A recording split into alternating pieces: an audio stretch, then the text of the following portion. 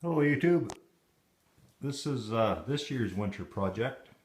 I featured it in another video a while back, but this is a cj-10a. Of course, we had the frame stretched out and built a box for it.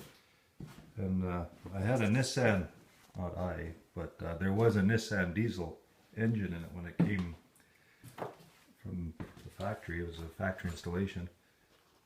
But it was tired and wore out, so I was going to put an Isuzu diesel in it. And that was going to be a great plan, except I had a, what do you call it, an adapter plate made. One of these, that was supposed to bolt to the flywheel and then let me put another flywheel on top of it. And then there was a ring around the SAE bell housing on the Isuzu, so I could put an automotive transmission behind it. And when they made it, it was just going to be a Chrysler transmission. But this came and it was a ½ an inch too short, and one of these holes isn't drilled in the right place. I couldn't put my Chrysler. It's got a very specific bolt pattern, and that ain't it. So anyway, I couldn't do that, and I sent for another one probably 3 months ago. It's not here yet. So you know, winter's long in Alberta, but it ain't that long. So I bought a 318, a low mileage, well, fairly low mileage 318 locally. It's a 2-barrel. Not much, nothing fancy. And the only thing I did is I put a new timing chain in it, because it's easy to do when you got the engine out. And actually the old timing chain was really good. This engine's supposed to have about 100,000 kilometers on it, and 100, a little more, and I believe it. It's fairly low mileage. And it bolted up to my transmission that I had. So anyway, then the trick was getting these motor mounts. I'll have to get my weight, I guess. This engine had to come ahead about 6 inches to clear the firewall.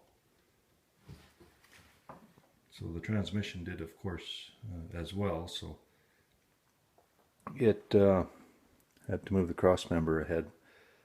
This engine mount, like on the frame here, this one, I don't know if you can see that. That one stayed where it was, and then I used the engine mounts that came with the engine, like these ones, and I cut that down a lot. It'll look like this originally.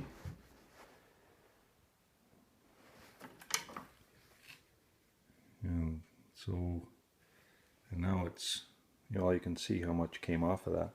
That was just to lower it in so it sat lower in the frame.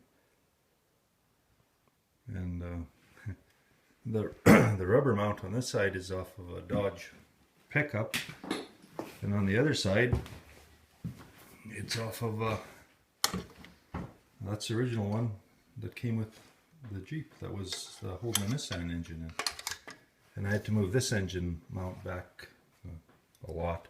I can't remember, but a fair amount.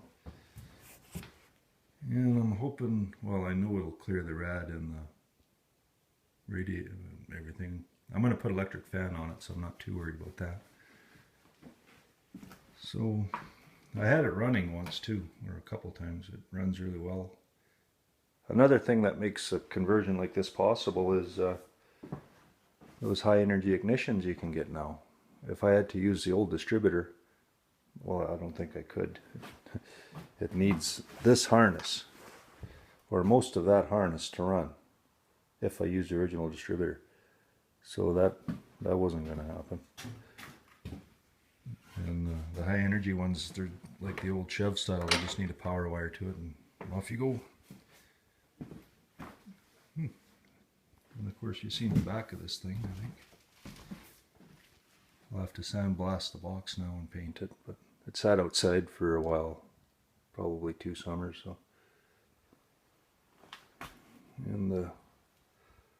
The doors, I'm not looking forward to working on them. I guess I've never seen doors like that on a CJ, but I think they use them doors on the World Cab Jeeps. I don't know where they are, but they use them there. And the front fenders, I'm going to cut down and make like tube flat fenders out of them, and put a typical Jeep grill in front instead of this is the one that came with it. It doesn't have the headlights or nothing, and it's got a couple extra bars in there. So I'll change that out for sure.